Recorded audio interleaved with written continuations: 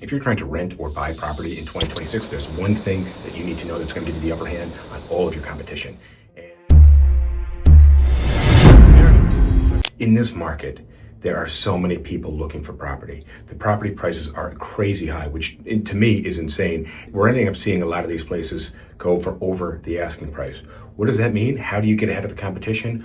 Well, one is knowing the market, which means you need to do a little research on your own. Obviously, if you work with a great agent who knows the market, that's going to give you the upper hand, but you also need to know the market as well. So don't just look at the current listings that are on the market. Look at the listings that have recently sold or recently rented in your area. Do the homework so you know not just what's on market, because that doesn't matter. That's no indicator of what the actual selling price will be. If I take my iPhone 6 with a crack in it and put it on eBay for $1,200, just because it's listed at $1,200 does not mean it's going to sell for $1,200. However, if I list it for $20, that does not mean it's going to sell for $20. It could in fact sell for $250. So you've got to go back and look at the past cracked iPhone 6s and see what they sold for. So having that market knowledge is super important, but here's the one thing that you must be ready to do, the trait that you must possess as a buyer or renter in 2026, and that is decisiveness.